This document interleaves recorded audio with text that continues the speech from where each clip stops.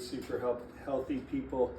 Just wanted to make a quick video. One of my tennis clients who attended Stanford and was a baseball player, and he's a financial advisor, and he kind of has a cool business where he's meets people through sports, and then later becomes he's been teaching me how to save money and invest and stuff like that, and I teach him tennis. But lately he's taken up golf, and this guy was a baseball player in high school and then a rugby player at Stanford. But anyway, this video is for him, and it's about the best way to play super healthy golf and get as good at golf as you can, as quickly as you can. So there was a guy that was one of my mentors, and he wrote a book called Whole Brain Power, and in that he gives you sort of the keys to the universe about how to become ambidextrous. Now, why would you want to be ambidextrous? You'd want to be ambidextrous, one, to keep your body in alignment, and two, to build testosterone. They say that this builds testosterone, and this mentor, Michael Lavery, had so much testosterone that he started doing this, and then ended up being on the David Letterman show, winning long drive contest. He had been a tennis player, I believe a 5.0 level, maybe one of the first people hitting left-handed and right-handed, and then he switched over to golf, and he took a golf lesson in this story, and you can read this story in the book Whole Brain Power by Michael Lavery. He talks about doing a playing lesson with his golf pro, and the golf pro told him, and he said sometime, because someday I want to be able to beat you. And the golf pro kind of chuckled and said, there's no way that you can ever get as good at golf as I am, because I've hit thousands of balls. So anyway, there's two parts to this video. The thing that he went to bed ruminating on is, God, how can I hit millions of golf balls like my teaching pro? And to go ahead and finish the story, the guy ended up, I don't know how many years later, but beating his golf pro. And so this is the way that he hit those millions of balls and developed his ambidexterity. And I always tell people when I tell them the story that when I was with this mentor, it was literally like witnessing Cirque du Soleil, because he could hit.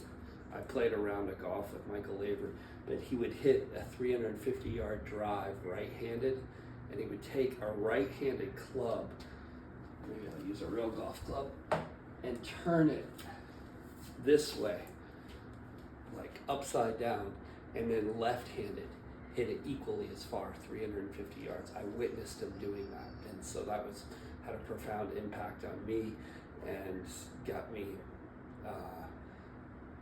and it's told by Michael Lavery, who didn't get along with the inventor of the two-handle tennis racket, which I have one over there, but I'm going to show you a pickleball paddle today.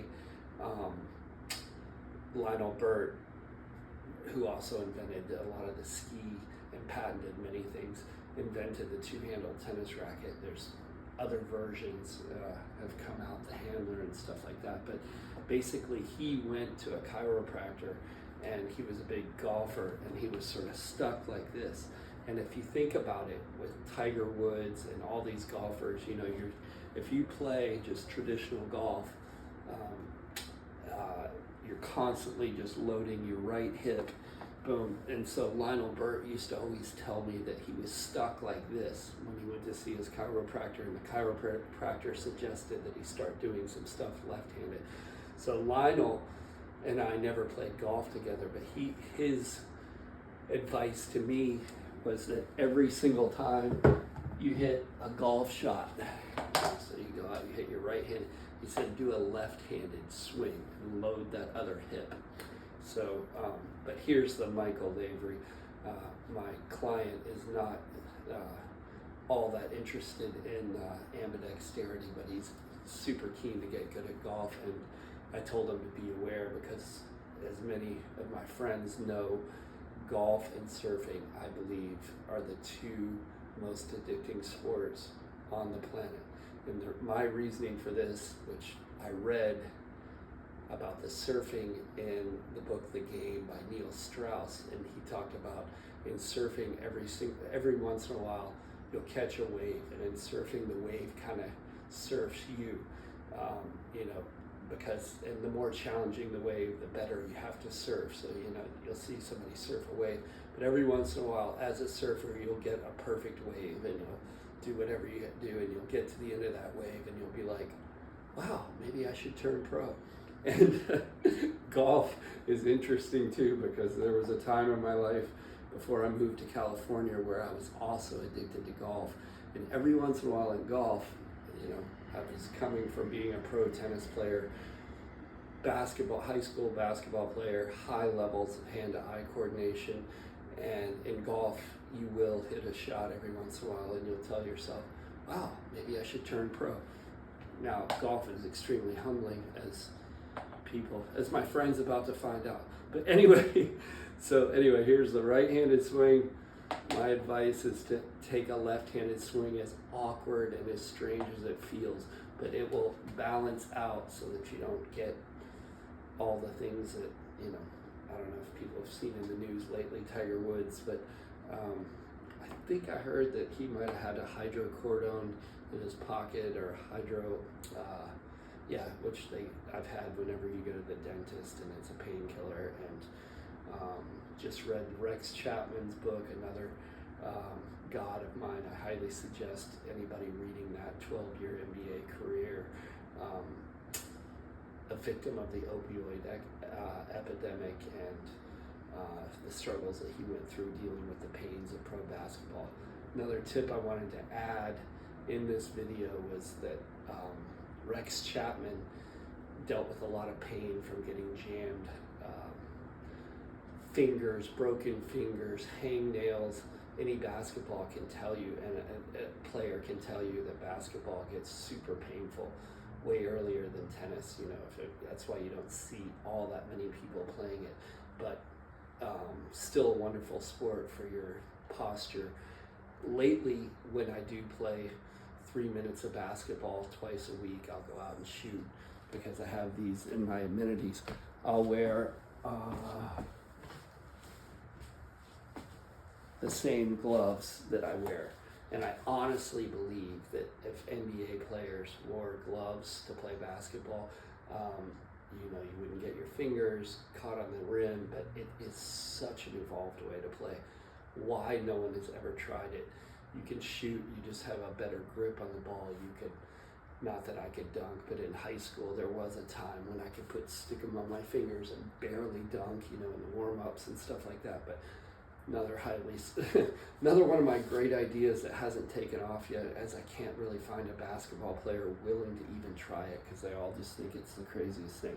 But as I would say, this video is for super healthy people. Anyway, without further ado, I'll do some handwriting, left-handed handwriting. It's always 3 times more. These days I'll write one sentence right-handed. Usually I'll use some California airy-fairy affirmation, I'm so grateful now that I am whatever it is, the best, and then I'll write it 3 times left-handed, and then that gets this going in cursive, in reverse, left to right. This is all Michael Lavery stuff.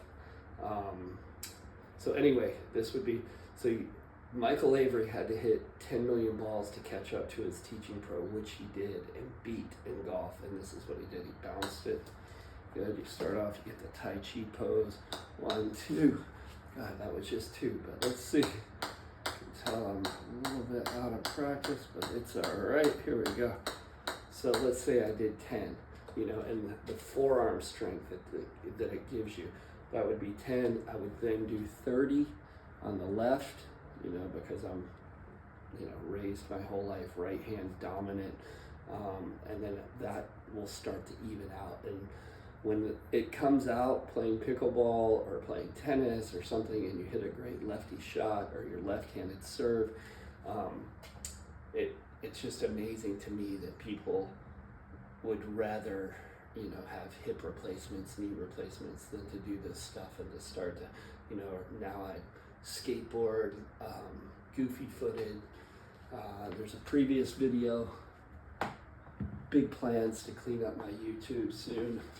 As my daughter's been, Michael Lavery would take this, and if you want to look at him on the Letterman show, he had sledgehammers, he got addicted to this, but anyway, he would do 3 here, boom, boom, boom, or whatever I do. These days I do about 15 right-handed, and then I'll do 45, and it doesn't matter if you miss it, but I will stay there until I get 45. That you're working on your hand-eye coordination. Good. If going to the hardware store and spending a little bit of money to get, this is, I think, a ball peen hammer. This is what's crazy, is when you get really good at this, which I saw Michael Lavery, he used to sand it down and make it a little rough. He would be doing it on the golf course, but he could do it left-handed on the ball peen and do like 50 of them. That's like next level stuff, but you put in the time, you're gonna get there too.